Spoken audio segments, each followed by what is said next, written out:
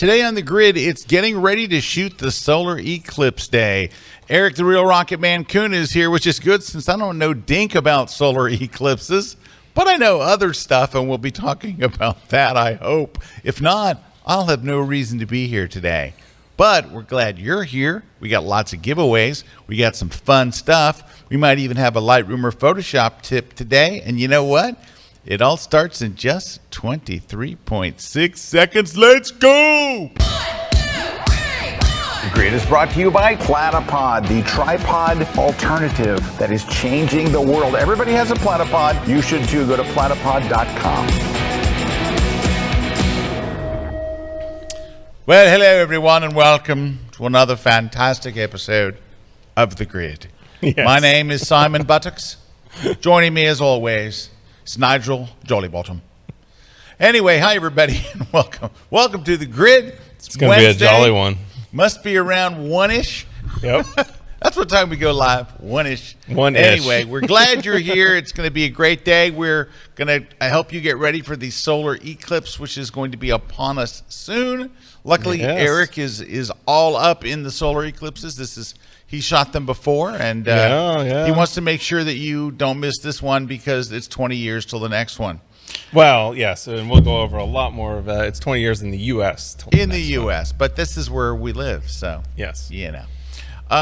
So anyway, that's what's coming up today.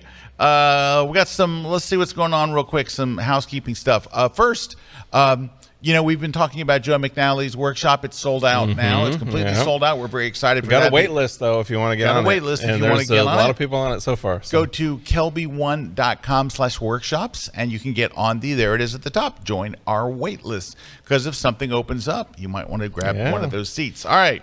Also, Joe is doing quite an amazing workshop. It is a one-day workshop only on Ellis Island up in New York City, or just off the coast. New York City. And he has arranged, I don't know how, but he's done this before. Well, he's Joe McNally. That's how he arranges. He is Joe McNally. He arranged to get access to areas that the public is not allowed in. And you're going to do portrait shoots and stuff, and it's limited to just a few people, and it's very reasonably priced. I know two people that have been to it and just absolutely just thought it was the greatest thing ever, and that is coming up here shortly. Let me see when it is. I'm hoping that there it is. So where do you go? Go to fancygirlstreetboy.com/Ellis-Island-info. It's the easiest website ever. fancygirlstreetboy.com/Ellis-Island-info. Couldn't be easier. Anyway, so that's coming up, and that is coming up in, I don't know, scroll up, I'll give you the date. There it is. May 3rd. May 3rd. So it's not long at all. So it's coming up here shortly. And it looks like there's another one that they have going on. They do have one in September, but the one coming up that we're talking about today is in May. All right. So let's see what else is going on. Santorini workshop sold out. We're just a couple of weeks away from the Lightroom conference. Yes. So the Lightroom conference is coming up. It's not too late to sign up for that. Less than 2 weeks. Less than 2 weeks, and it's going to be awesome. Plus, you get it archived for an entire year to stream on demand. So that's going to be a lot of fun, and that is coming up just a few weeks. So make sure that you don't miss out on that. Let's see what else is going on. I'm doing a workshop next February in Antarctica. And it is with the Munch workshops. And look at all the pros that are there. Look at Richard's there. What? Yeah. So anyway, it's a whole bunch of pros and a whole bunch of people all getting on a beautiful luxury boat and going to Antarctica for just an incredible what can go wrong, right? It's going to be perfect. No, it's going to be awesome. It is going to be awesome. No, it is going to be. Look at this. This is like setting you up for success. Oh, dude, it's incredible. And they're so good at these workshops. Anyway, we're very excited about it, and I hope that you can join us. If you're going or you sign up, please let me know. Either drop me something in the chat or drop me something on Facebook or anywhere. Or you can always email me at, skelby. That's my first initial and my last name at kelby1.com. Let me know that you're going. Because I want to know. I want to know that you got to go.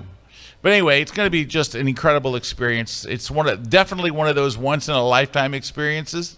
Look at those penguins. Look at those penguins. Penguinas. Look at that. That's pretty cute. All right, anyway, it's going to be a lot of fun. I hope you can go.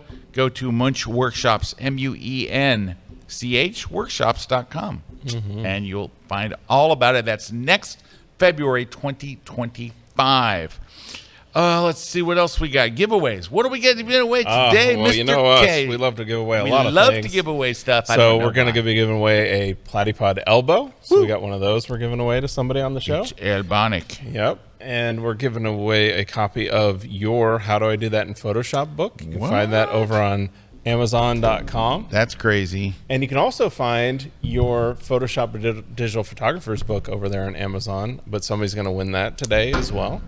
You know, Paris Hilton saw that book and she said, "That's hot." Yep. There you go. I don't know. And then we're going to give it, speaking of hot, we're going to give away a copy of the On One No Noise 2024 plugin. This is brand new, hot off the presses. And this is awesome for removing noise and adding sharpening to your images. And then we're going to be giving away a V-Flat from V-Flat World. Now, this is for U.S. shipping only, so you have to have a U.S. shipping address. But everybody can win over at V-Flat World because they can use that code Kelby10 at checkout. That's KELBY10 at checkout and save 10%. And Retouch for Me is giving away their Mattifier app, which is the plugin for Photoshop, which does a bunch of retouching, high-end retouching, but it does it with AI, and it's actually really cool. Love it. And you can use that code Kelby120, so KELBYONE20 at promo.retouch4.me, and you can get 20% off those plugins. And then we also have SlickPick, which is giving away 1 year of their complimentary classic gallery plan, retail value at $60. So you can win that as well. This is for new customers only, so you have to be a new customer in order to win that. So to enter, all you got to do is go into the chat, no matter where you're watching the show, and just tell us what you would like to win, or tell us where you're from, or ask any questions, and you're automatically entered. There you go. Wow, that's a lot. That's a lot of stuff. Yep. All right. I have something to tell you about that has nothing to do with anything. Yeah. I'm watching a new show. I just started watching this. Have you ever seen the show? It's on Netflix. It's streaming on Netflix, called Too Hot to Handle. No. Neither have I. I just heard about it this weekend. Now, I know some of you that are watching going, that show's been out for years. It's like, I don't know, 6 seasons or 7 seasons. It's a dating show. So we've been watching, my wife and I have been watching Farmer Wants a Wife, which we like quite a bit. And a buddy of mine says, oh, if you like that, you got to check out this. Let me tell you what the premise is, and tell me if you guys might want to watch this. Ready? Okay. So it's a dating show. Yep. And they get these people together, all right? And they are extremely handsome guys, super buff, built guys, beautiful women, and they say, you're going to be on a dating show, and we're going to take you to a fabulous, like, island resort, unbelievable resort, and it's a dating show, and we're going to get your room and your board and for a month. And people are signing up left and right for it. However, There's a catch. well, there's a big catch. Yeah. The people that they got to sign up for it, one of their traits is they're very promiscuous. I know, it sounds weird. So they get them all together on this island, and everyone, all the girls are in bikinis, all the guys are in shorts with their shirt off, you know, and these guys are just, you know, Yep. hi, how Yep. you doing? Nice guys, Australian, British, American. They're from same thing with the women. And so you have like 12 people together, and they all look like they've been genetically designed. All right, so they're just phenomenal. Get this. So they get together, and they're already like, I'm with her, I'm going with him. Oh man, we're going to do this or we're going to do that. And it's naughty. I mean, it's just naughty. It's for adults. It even tells you, don't watch this with your kids. It's nasty. It's very. Yeah. They get them all together, and then they have like an Alexa, and the show is hosted by this thing, and her name is Lana. Okay. And the hook is this: they get everybody together that night. Now they're already getting ready to hook up. Some have already made out and stuff. I mean, these people are like ready to go, Yeah. and they go, "All right, I have a prize for you. The prize is $100,000 to the winner. $100,000. All right. And here's the rules. You cannot do anything with anybody on the island. No kissing, no sex, no sex when you're alone. Nothing. You can't do anything with anybody. Okay. How fast do you think things come unfurled? And sure enough, of course, the first day somebody makes out after they heard the rules, and they fine them $3,000, $3,000. Guys, you got to watch this. Well, I thought they would kick them off at that point. No, they just keep taking away from and everybody gets mad because now the money's going down. Oh, so the pool of money. The pool of money keeps going down. So it was 100,000 the winner gets. Now it's 97. Oh my gosh, the stuff that's happening.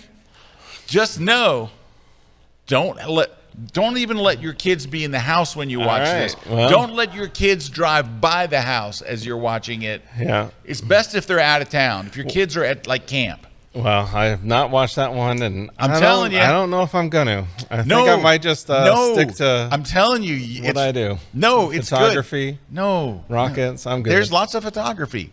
You'll like it. It's actually shockingly good. No. It sounds bad. Yeah, it's really good.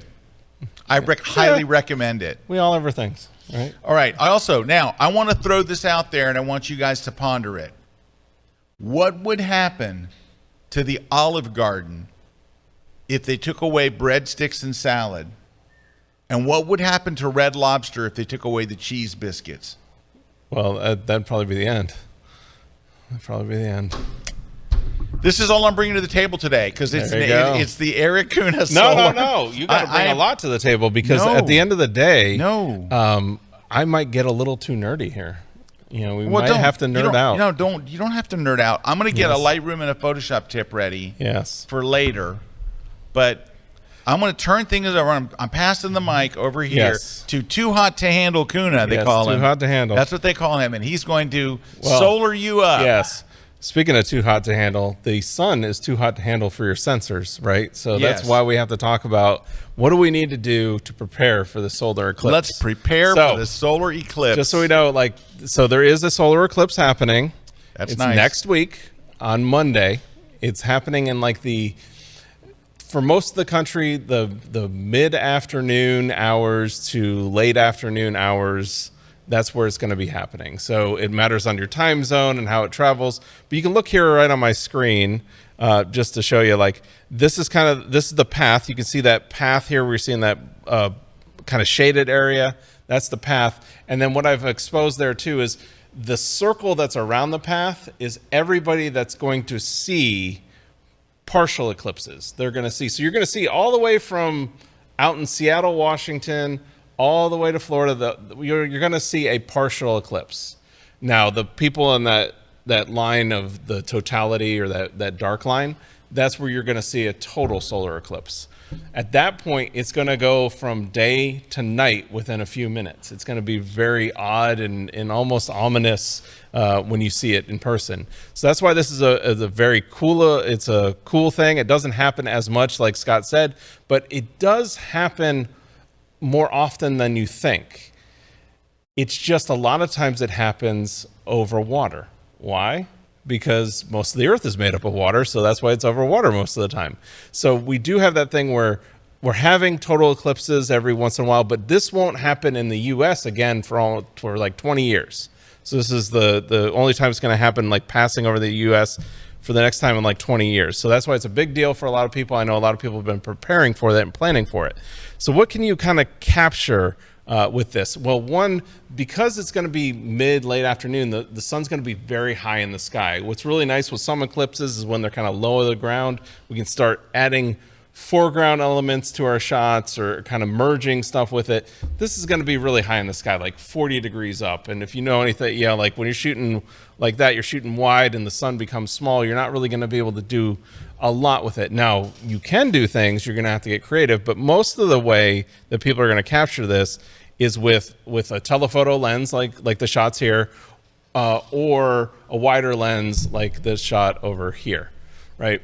So what you're going to see there is that's what you're going to have with a total eclipse. You're going to have these kind of like glowing. This is like the Bailey's beads, these glowing kind of edges to it where it'll start, and then it'll go to totality, right? And that's the point at which the moon is covering the sun, and it's emitting. We're able to see the stuff that we normally can't see, right? Now that's why clouds are important, because if we have clouds, it's going to be kind of obscured. Yes. And then we can kind of show the progression. This is over a couple hours, right, of the progression. So you think everybody thinks, well, I'm going to be shooting like a time lapse every so often. Like really, honestly, as a photographer, you're going to be shooting like every 10 minutes. You're not going to be shooting a lot. But then this period of time is when all the cool stuff happens. From when it just starts with those Bailey's beads is what they're called, those little little sparkles at the end, to totality, to then the other Bailey's beads. And this is the part where you're not using a filter at this point. When the moon is blocking the sun, we're taking our filter off. So these, we're not shooting with a filter at this point. But when the sun is exposed, like on those yellow parts of the sun there, I have a filter on it. So it's actually filtering out the light, and it's a solar filter, or we can use ND, which we'll get into in a second. So when the moon is... I know what you're going to say. No. Go for it. I'm not saying it now. Go for it. You ruined it. Yes.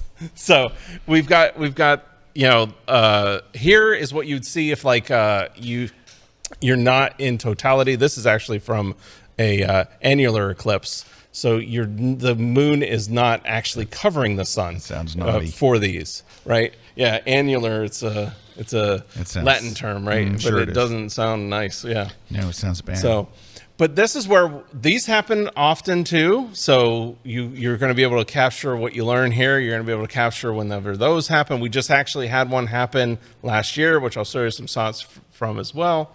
And then we also have lunar eclipses that happen way more often that we can see, where the sun, the Earth's shadow falls on the moon, and then we get these lunar eclipses, and we see the progression there. And then, like I was saying, for this eclipse, because it's so high up in the sky, we can do wider shots, but we're really not going to be able to compose a lot of foreground elements in it because it's going to be so high in the sky. And that's where I really recommend like a telephoto lens for this, because you can get this progression of the eclipse, but it's kind of going to be like that's at totality. It's kind of boring. It's just a little dot in the sky. And then these are some from last year here in Tampa, where we were having a partial eclipse, like I said, the annular eclipse. But these were taken with my cell phone. So these were actually using a filter on my cell phone, to where I just basically took out my cell phone and I had the lens, and I just held up a filter to the phone and took the shot that way. So this is from a Samsung. That's why it's in very close. This is at 30 times magnification on the 10x lens. This is at 10 times, so 30 times, 10 times. This is the native, and then this is the iPhone. So you're just farther out. So, but you can capture with your phone perfectly fine. You just hold up a filter. You could hold up. In fact, these were with a solar filter, and this one was with two NDs just stacked on top of each other, which you can do as well.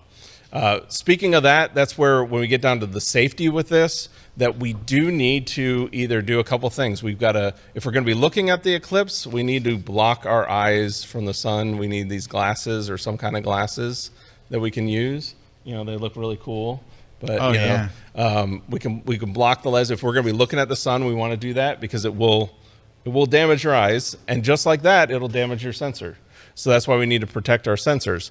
But what do we need? Either, what I'd recommend is, a lot of people go out and buy like a solar filter, spend like $300-400. If you're getting really into this, where you're going to shoot the sun all the time, go for it.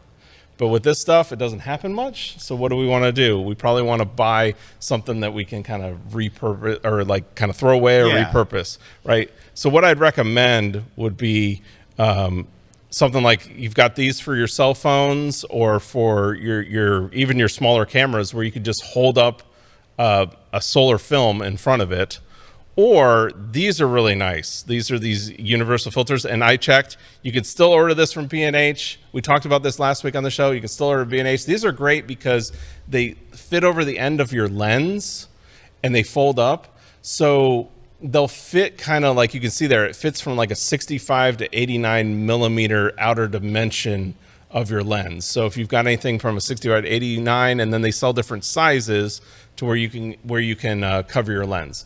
And these are great. Like I said, it's $30 for 2 of them, you know, so you can have one as a backup. But and you could like give one to a friend. You could give one to a friend, share. something like that. But all that's going to do is cut down that amount of light to keep your sensor safe, because you're holding basically like, remember when you were growing, you know, people were growing up and they took a flashlight and they burned ants with the sun. Or magnifying glass? Yeah, that's what I meant.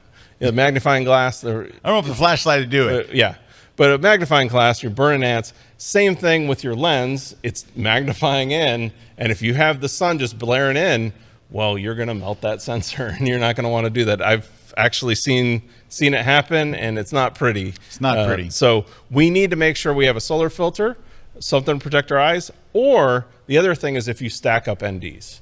You just got to make sure you stack up enough NDs. Now, I wouldn't recommend that if you're going to do like, some people want to shoot video of the eclipse and have their sensor always exposed. Oh. You definitely need a solar filter for that. Yeah, okay, But if good. you're just doing like, you got to think, like when we're taking exposures of the sun, right? Right. Like we're what, you know, 1/500th with an ND on it. It's still at like 1/500th of a second. Right. 1/1000th, 1/250th a second. We're just opening it up, closing it, and then waiting a few minutes, open up, closing it. It's okay as long as we're cutting down the amount of light in there. But if you're going to keep it open all the time, taking shots, make sure you have a solar filter. And if you can get a solar filter, you should always get a solar filter. But I don't want to turn everybody off to say, well, I can't do this. But that's where I was saying, like, for $30 or $15 a piece, just get one of these if you really want. And like I said, you can still order it right now. But right. they're saying we got to take a break, so. All right. Hey, I feel like I'm bringing a lot to this party Yeah. today. I feel like I'm really bringing the heat. Yeah. So Erik, when the moon, we'll be right back. Don't It's the age go of away. Aquarius. It is. It's the age.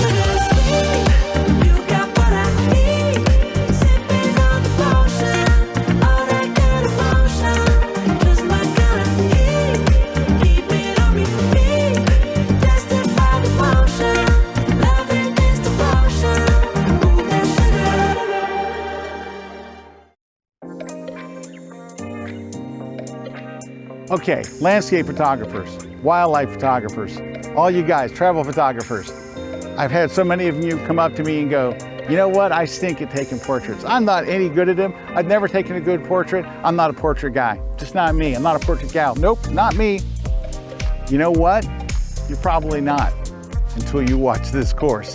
I'm gonna set you up for success. We're gonna stack the deck, and all of a sudden, the clouds are gonna part. You're gonna take your first portrait following everything I say in this class.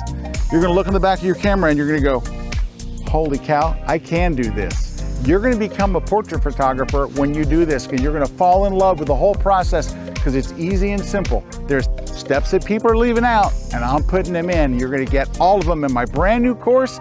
It's called Taking Your First Portrait and Knocking It Out of the Park, and it's exclusively here at Kelby One.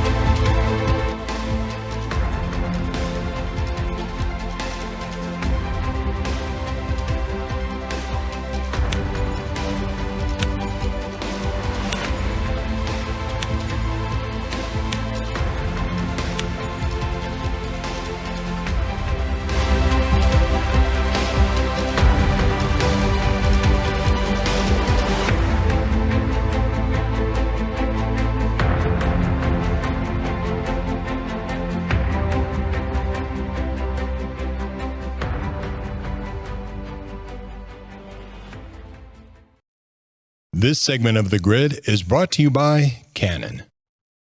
Hey, we're back, Scott and Eric, and it's a solar day, but that doesn't mean we can't stop and do a little Lightroom tip.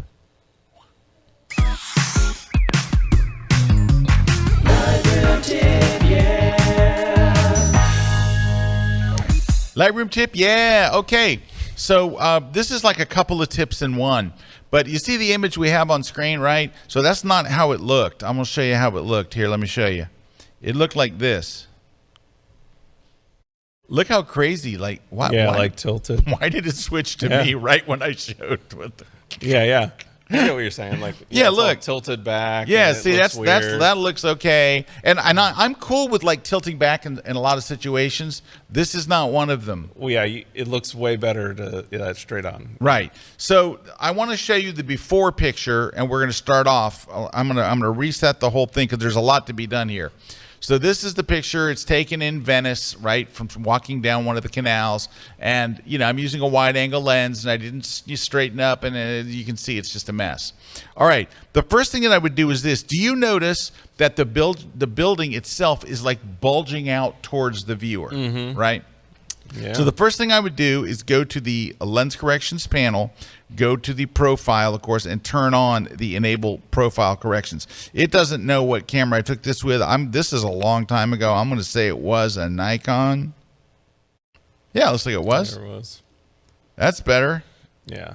Just that right there is better, right? It took that bulge out. Right, it did. It took that's really good. If it doesn't do it enough, you can go here to manual, and there's actually a slider called distortion, and that will let you manually do it if you don't think. I think it actually does need a little bit more manual. Maybe right there.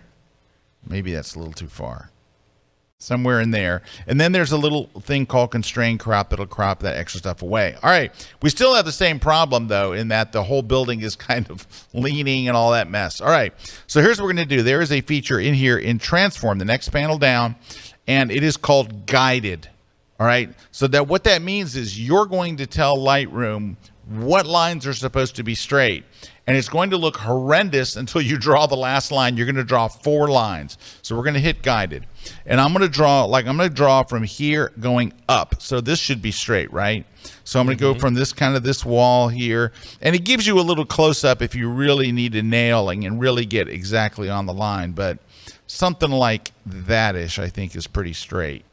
All right, and that's not really going to do much. All right, then you're going to draw another one on this side and go, no, this should be straight too. I'm going to go up this very crooked post here. And that doesn't look good. Like I said, this doesn't look good to the very end. Then we're going to draw, so those two were vertical lines. Now you're going to draw a horizontal line. So what is supposed to be horizontally straight? Now this building was built a while ago, so, whoa, look at that. Yeah, it's starting to get there. Almost there. Let's do one more. And done. And there you go. That is how we do it. So that, I think, is a surprisingly powerful tool. I don't really want to. Oh yes, I use that all the time. Yeah, it is super. I just used that on a shot of a bomber at an air show. There you go. So it really does make a big difference. Now, if you feel after doing this that the image looks a little like stretched, like does it look tall to you, like taller than? It's like it stretched it out. You can go to the transform panel, and there is a slider called aspect. Right there, aspect. What it does is if you drag it to the left, it makes it wider, and to the right, it makes it skinnier. In this case, I think we should probably drag a little wider, little to the right, maybe to right there-ish.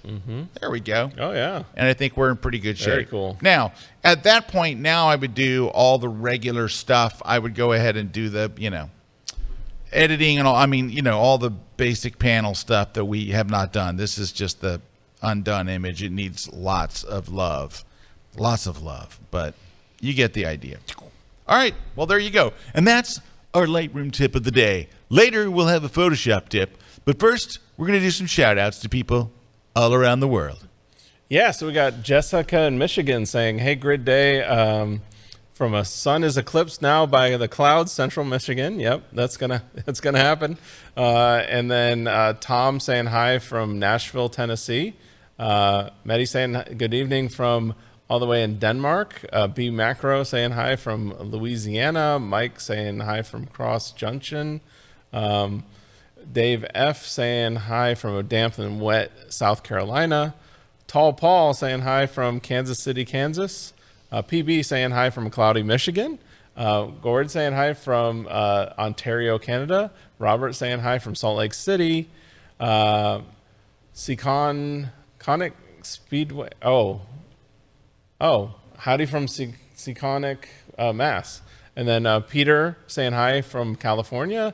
And then we have Michelle saying hi from Toronto, Ontario. John saying hi from Milwaukee, Wisconsin. And then all the way from Dusseldorf, Germany, hi as well. Dusseldorf. Tracy is saying, hey everyone, John Dukes and I are watching from Buck's Cafe in the Great Smoky Mountains. There you go. Going to be shooting a wedding in a couple hours. Well, good luck on that. That'll be awesome. It's nothing wrong with shooting up there in the Great Smoky Mountains. No, nice. And John Duke saying we actually stopped the car to come to this coffee shop to watch the grid. Let's awesome. go. Well, thanks. All right. So we have some questions and some comments coming in. Chris Livingston, Chris, this is for you, Erik. He says, I plan on laying my lens hood on this table, putting Elmer school glue around it, and putting it on my zoom lens after I find a good foreground element. Will this protect my sensor from getting toasted? The lens hood, as long you need to be putting something in front of your lens. If you're talking like you're going to glue on, Erik seems concerned. Yes, if you're going to glue on, like the lens hood prevents light from coming in from the sides, like so you get like lens flares.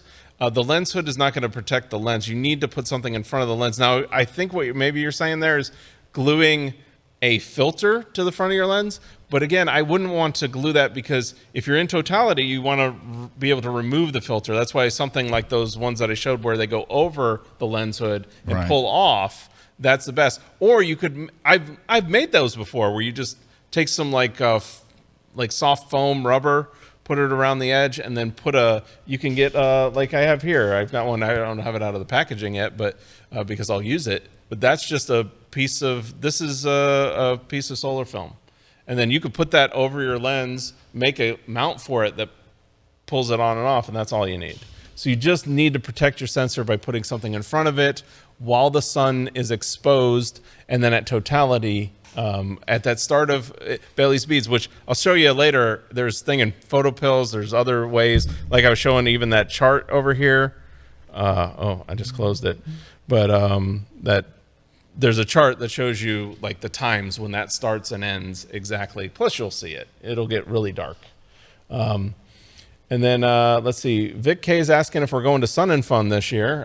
I know I'll be going and Scott will be going. We're not the whole time, but we'll be there. Most of the time. You're not taking your camper. You're not going to camp. I don't think so. Not this year. Man, he had a nice setup last year. I had a nice setup last year, but I don't think they're going to give it to me this year. Oh man, Sun and Fun. What are you going to do? What are you going to do? All right. And then Tim's asking. Oh, Tim's just making a comment. Tim's saying, hello from Mountain Home, Arkansas. I've been a member since 2011. Kelby and Kelby Training has been the best investment for my photography. That's awesome. Timothy, thank you. And you're close in Arkansas. You're close to that totality. So, and then Tom's asking a question about, is a color calibrated monitor a must for photo editing? Oh, I would say this, Thomas, and I'll be very honest with you. There's more to this question. Don't erase the question. First part of the question. If you have a Mac, if you're on a Macintosh of any kind, using a Mac and Apple monitor, like a desktop or an iMac or whatever, I could not tell you with a straight face you need to go out and buy calibration. You know what I hear most often from Mac users that buy calibration? I did it, and my monitor doesn't look any different. Yes. The Mac monitors are wildly consistent. And they're very neutral. And I used to calibrate every 2 weeks until I realized why am I doing this? Yeah, It doesn't it's not look any enough. different. It's not enough. Right.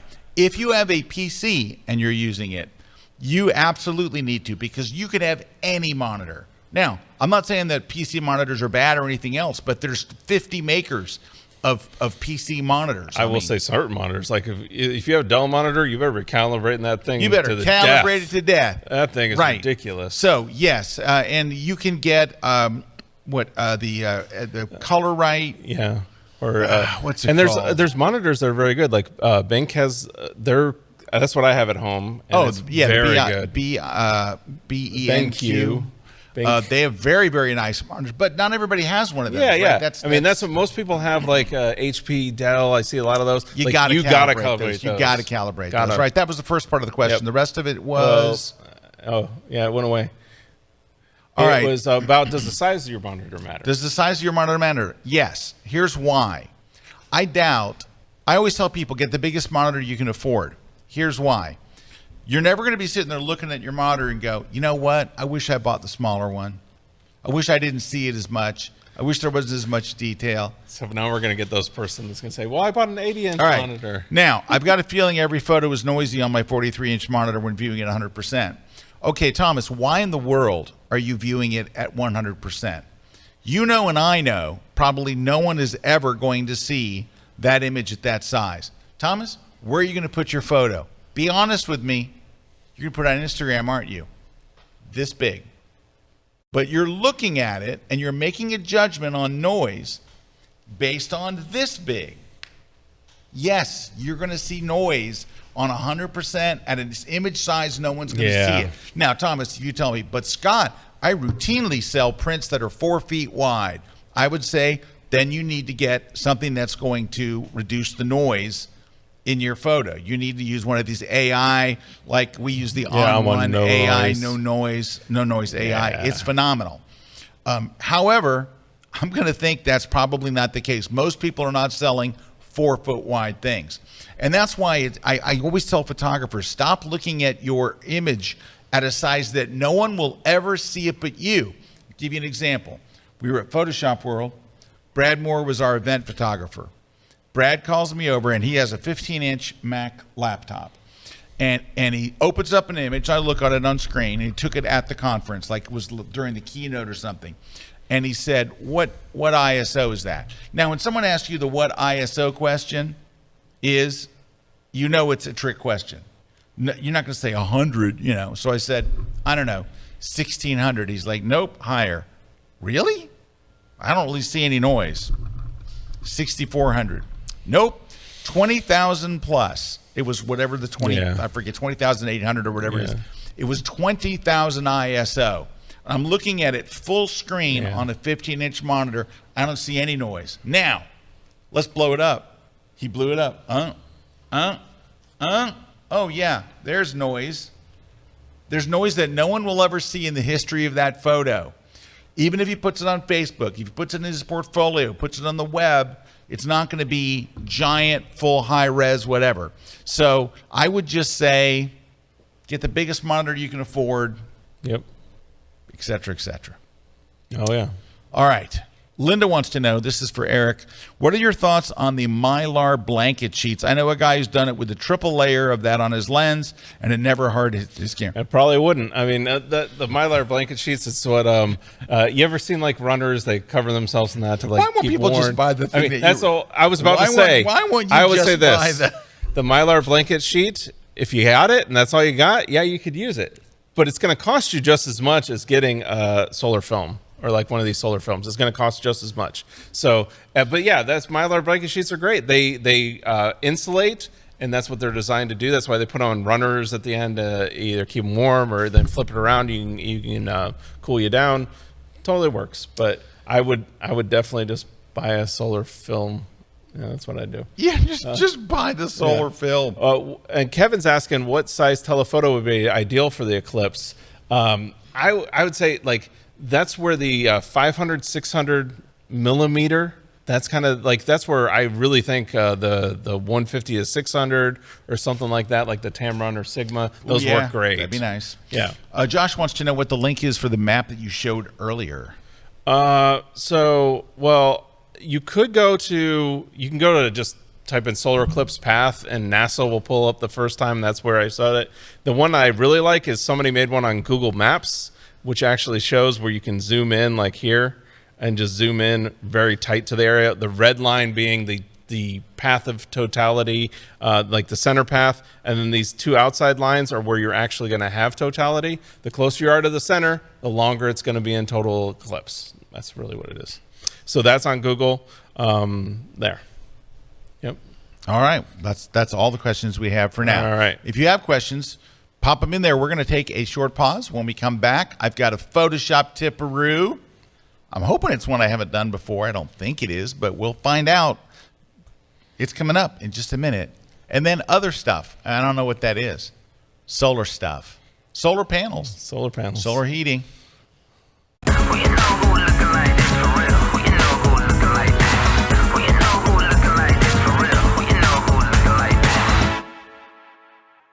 Hello, visionaries and future master photographers. I'm Joe McNally. Since day one of my career, I've tried to be a complete photographer. That's why today I'm unveiling a 6-day masterclass in photography. It's called The Complete Photographer.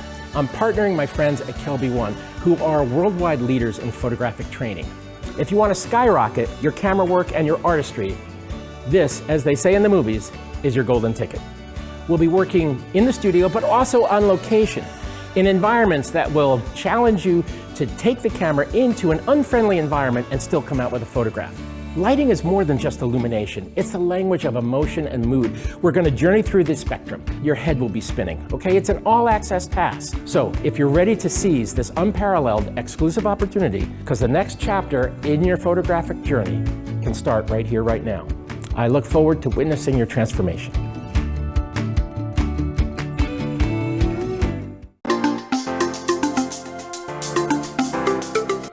Hi, I'm Dave Clayton. I'd love you to join me here at Kelby for my brand new class. And in this class, we are going to cover so much. I'm going to be showing you type tips. We're going to be making brushes out of type. We're going to be putting type round shapes. I'm going to be showing you vintage effects. We're going to be looking at different ways to take your images, select the subjects and put type in front, behind, make movie posters. There's so much in this class that I know you're going to absolutely love. So I'd love you to join me, watch my class, learn a whole bunch of tips about type and learn to love type as much as I do. And you can catch it here exclusively on kelby1.com.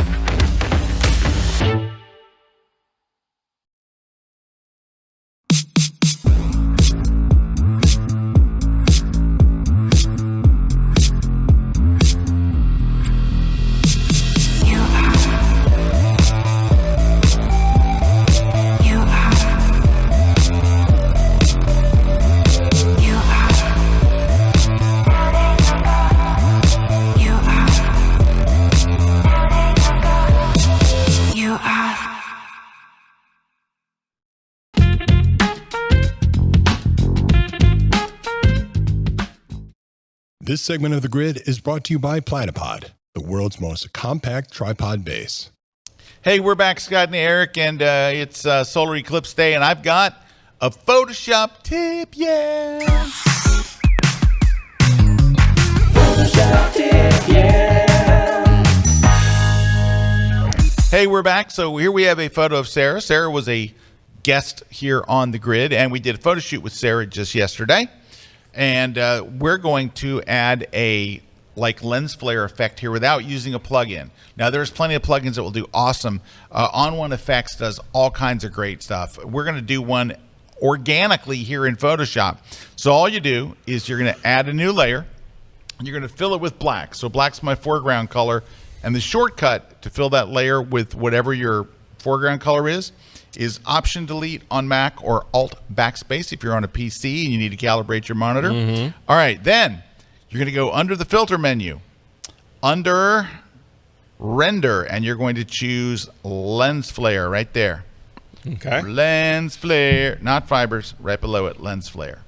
That brings up this dialog box. Now, inside this dialog box, you can actually change the position of where you want the flare. You can increase the brightness of the flare. You can choose different lenses, right? And get more like movie looking kind of flares. But anyway, we're going to go with this one. Okay. You click OK, and it adds the flare. To add this flare to your photo, you go up here to the blend modes, and you're going to switch it to screen. And now the lens flare is in your shot, and you can decide, you know, what you want your opacity to be or whatever. But anyway, cool. no, it's a very easy, quick little boom And Photoshop I will say, tip. if you want to take that to steroids, Here we go. That's where you need Boris Effects optics. Oh, well, Boris Effects, yes, like if you get into yes. this and you want like what Scott showed, that's awesome. But if you want like the ridiculous level, Yes. you go to Boris Effects optics. Yes, this is Yes. true. So I would say On1 Effects has like pre-made ones, and they do, and they're good too. They are good, but Boris Effects is like movie quality. That's where it gets to like that next level. You can change even like every parameter. It's almost crazy. too much. It's almost too much. It's almost too much. No, it's okay. It's too much. Okay. Well, speaking of too much, All right. Well, hold on before we. I know he's going to unpack the weather. yes, Because I know a lot of people. a are lot of concerned people about are it. concerned about this. But John asks, do you have a list of the ISOs and f-stops that you will use during the different phases of the eclipse that you can share? Eric. I don't have one right now, and I don't have time to like go through it in detail. Maybe I'll do that later on like social media. So just look for that. But I will say in general, like with this stuff, there's a couple things that really help with the Eclipse, and one is using your custom shooting modes. So that way you have those base like where you're wanting to start. Yes. Because you're going to be, like I said, you're going to be taking off and putting on and changing exposures. Find out how to use your custom shooting modes, kind of the same way we use them at air shows, where this is the prop plane. So you're going to say, this is without my filter. This is with my filter. This is where it's 50% or more eclipse. This is where 50% less eclipse. So that way you've got these different modes. So I would definitely, and what we want to do with that is, the other thing is, if you're starting out, the other thing I suggest is definitely bracketing. Because you're taking a shot every so often. Yeah. If you bracket, and not bracket like one stop, bracket like two stops. 2 stops up, 2 stops down on. That way you'll have kind of like, you won't miss an exposure. Oh, yeah, bad, that's right? very If you're good. starting out, do that. Just put it on bracketing. So, yeah, you turn on exposure bracketing in your camera, and you're going to take 3 shots. Yeah, and just have it in continuous. So 1, 2, 3, boom, boom, boom. And if you set your camera, to do self timer, it'll take all 3 of them for you. It'll go click, click, click. It'll and take with this, all 3. you're shooting the sun. It's going to go click, click, click. I mean, Yeah, it's the sun. It's bright. Right. Even All though right. you have that filter on. But Eric, let's address the elephant in the room. Right. So Weather is becoming a big issue with this eclipse because most of the path of totality does not have a great forecast going for it. Dude, you should have a shirt, and it should say "Path of Totality" right across there. Path of it would be a great shirt. So here's Sell 'em. speaking He of can sell path of these shirts. totality, let's look at this chart, right? So this is when months ago when we're looking at it, this is historical data, right? So what you're looking at here, blue means there are going to be less clouds. Green means there's historically less clouds. Yellow means it's kind of like normal, and then orange or red means that's a pretty cloudy area this time of year. You know, and then you can kind of see that same chart here done that way where you can see by city. So you got Pacific Ocean, Mexico, Texas, and it's moving left to right through the country. So the higher the number, the Higher more the clouds. more clouds that should be historically. Right, historically. Right? And then you've got these things like this is where all the weather kind of historically converges. Well, it's up in like Maine area, right? So you would think, Maine's pretty bad. Yeah, this is all historical, though. Historical. This is based on the past, not on what's happening now. One thing that's happening right now that I think is affecting where I'll show where we're at is we're in an El Nino. And that negatively affects certain areas. I don't know if you've noticed, I've noticed in Florida, we had a very dry or a very wet winter versus a dry winter. Usually January, February, that's the El Nino. Yeah. So the El Nino's there. So what does that mean though for real world? Because we're only a few days out now. We can start looking at forecasting models. This is a great site for this. Pivotalweather.com. And right on their homepage, they've got this thing. It says Eclipse 2024 Cloud Watch. And you can go and click there and it will show you all the models right in one page. So you can see right here, we've got the Canadian model, the American model, the European model, and the National Weather Service blended model. So putting them all together. For me, and the reason I think that he listed the Canadian model first, right, was that the Canadian model for me in astrophotography is the most accurate. It is the one that I will trust above the other two.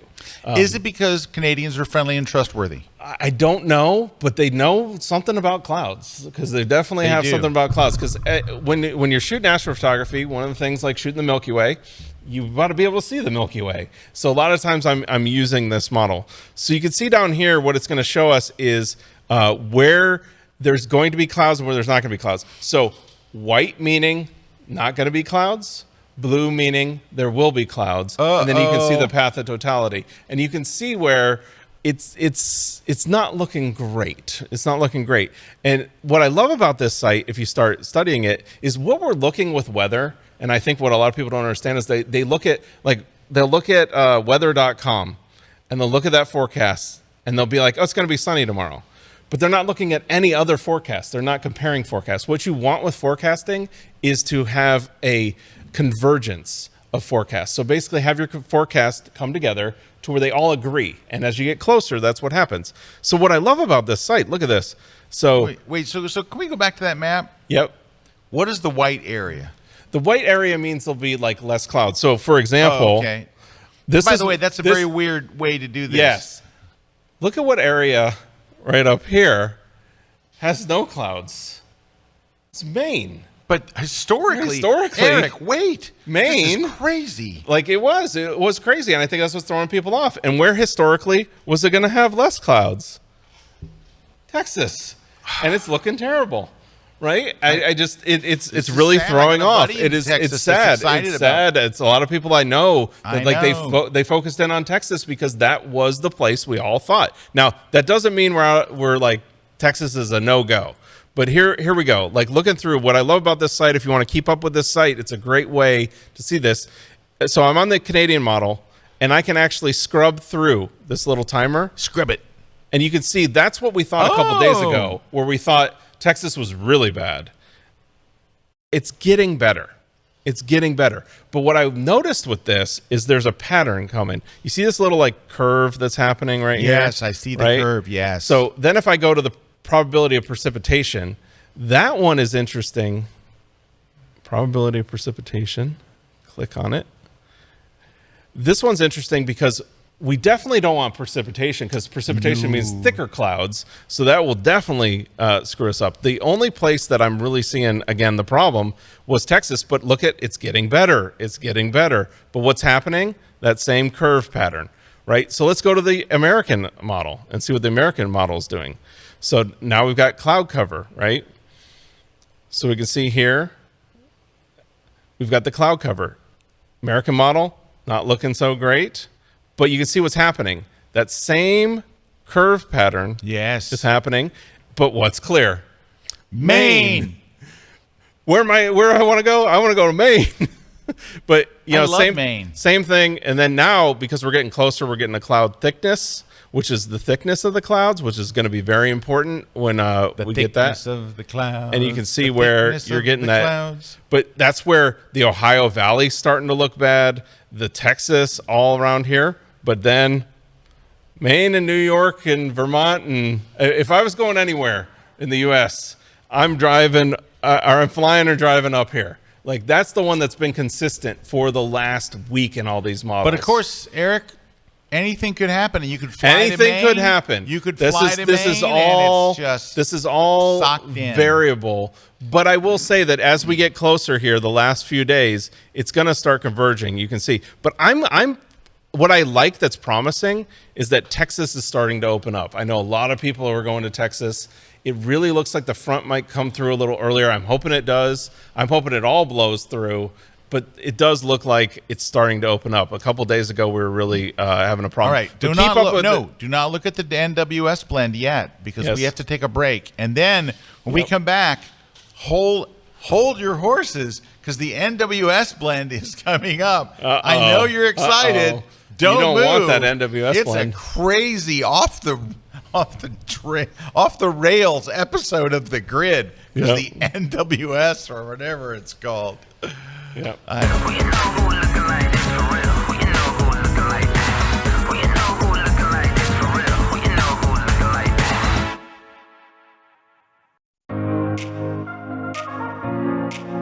Everyone, I'm pro nature photographer Ian Plant, and I bet when you make wildlife photos, you're really excited. You're working with these beautiful subjects. But I have to ask you this. Do you sometimes get back home and look at your photos and you're just really disappointed? Even though you were photographing a beautiful subject, your resulting photographs just aren't capturing the true essence of your wildlife subject? Well, that happens to me all the time. The reason why it does is because you get too excited about the wildlife subject. What you need to do is take a step back and think about ways you can get creative with light, with composition, with your camera settings, and other techniques to take your wildlife photos to the next level. So check out my class. It will change the way you think about wildlife photography, and it will force you to start getting more creative about your visual design and the creative use of exposure and light. And that will allow you to make compelling artistic wildlife photos that get noticed.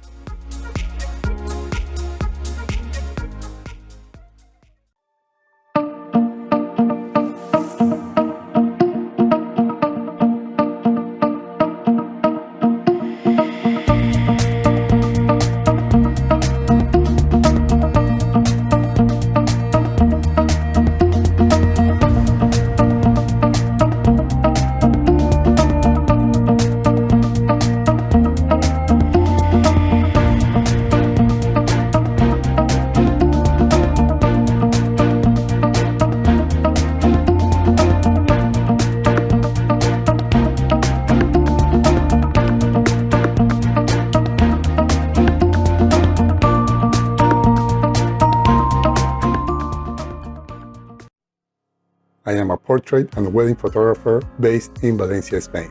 I do mainly commercial and editorial photography, and I retouch up to 100 photos a month. We shoot almost every day for all kinds of clients, such as commercial, beauty, and fashion. And we retouch our work more often, like every other day. I used to spend over 1 hour for one photo. If we want professional results, we must remove skin blemishes, do micro dodge and burn, highlight eyes, widen teeth, and even reduce wrinkles in clothes.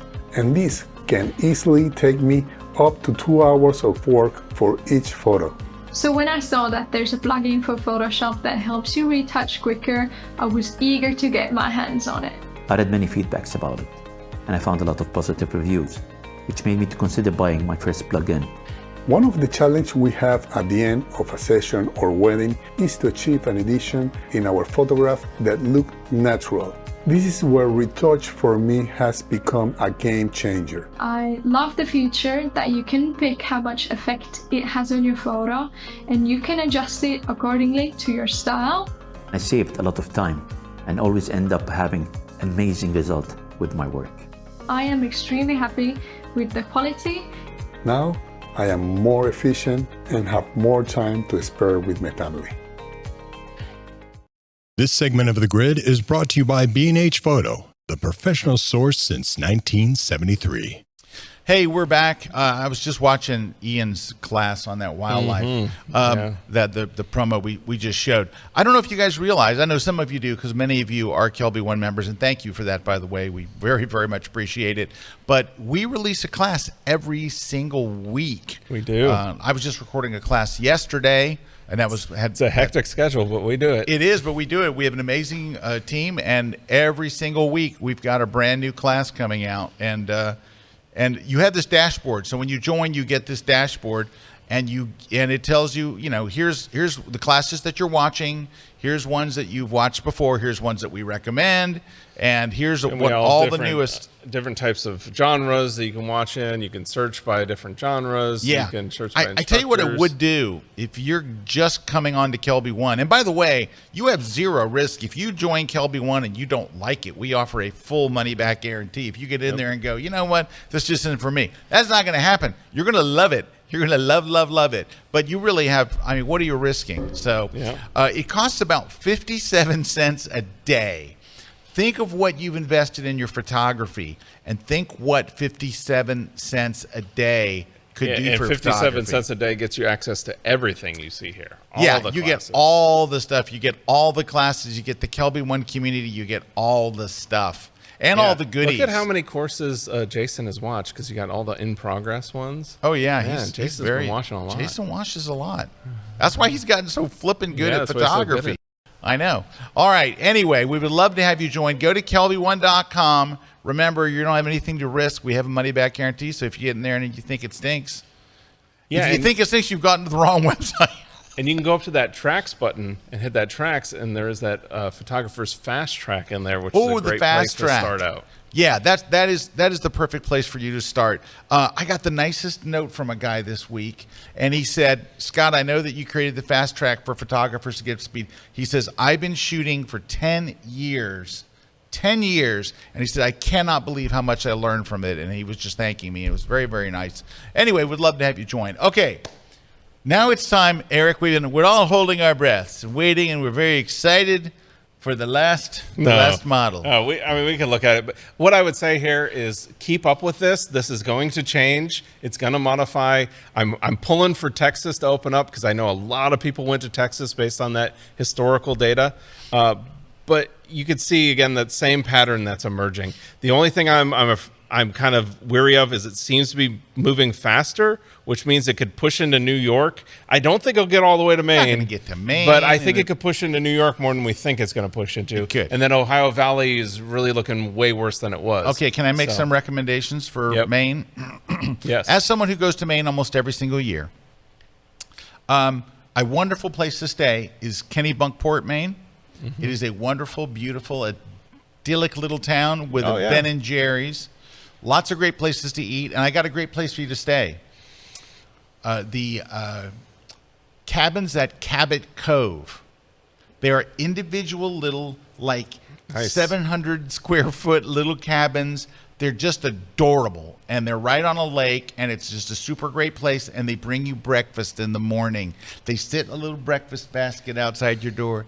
It's very nice. So if you got up there, you would just have breakfast there, jump in your car, and drive 2.5 hours up to see the eclipse. Yeah, you could you can't see it from Kennebunkport? Well, you could. You just wouldn't be in totality. If you were that close, drive the 2 hours. All right. It is amazing. Okay, Bar Harbor? Would that be No. better? No. Look at way? where Maine. You're going to go to northern Maine. You can see. In fact, let me go and hit New England so we can get in closer. So you can see. You see where you're down here. Oh, yeah. You got to get up into this red area. Oh, yeah. But it is worth it. I'm telling you, when you get into that totality, what ends up happening is it goes from day to night. You can see stars in the daytime in totality. It is crazy. There was a question there about, if you can see planets or if you're, yes, when you get into areas that are less light polluted, because lights will come on because the lights are a lot of times timed with darkness. They'll think it's dark. What's cool too is you'll start hearing like birds chirping like it's the end of the day, and certain animals start making sounds. It's really weird. It's very bizarre. So Erik, why do birds suddenly appear? No? Yes. Too soon? Too soon. All right. Well, let's put a cap on this solar something. Yes. And let's see. Can we give away a bunch of stuff? Yes, we can. Because Lou Zapata is winning the Photoshop for Digital Photographers book. Nora Martinez is winning the How to Do That in Photoshop book. Tim Hawley is winning the Platypod Elbow. Jeannie Veruso is winning the V-Flat. And then Mike from Cross Junction is winning the On1 No Noise. Raul Cruz is winning the Retouch for Me. And then Dave F. is winning the Slick Pick. So if you won, just email us over at gridprize@kelby1.com and we'll verify information, send you out your prize, and just make sure you claim this by this Friday. And if you're a Kelby One member, definitely check out the Kelby One community, because we are talking all about this stuff in there and keeping up with this. But definitely just keep eyes on this forecast, because it's modifying a little bit. I'm pulling for Texas. I have a question I'm pulling for you. for it. When the moon hits the sky like a big piece of pie. That's amore. That's not what I was thinking. I know. Okay. Anyway, so next week. Crickets. We're here though, right? Yes. All right, next week we're here with another show. It's not time for blind critiques yet. Who knows what it will be? The week after that, we won't be here because we'll have the Lightroom conference. Yep, Lightroom conference will be taking that So Wednesday definitely off. check Christina, that we got out. any guests next week? Not right now, but that's subject to change in case Vanelli drives by. Anyway, thank you guys for watching. Thanks to our sponsor. Thanks to Christina and crew. Jason in the booth. Eric in there too. And check out the buttery, smooth movement of the jib. Courtesy of Juan. Juan is the loneliest number that you'll ever do. Thanks, everybody. See you next week. Take care.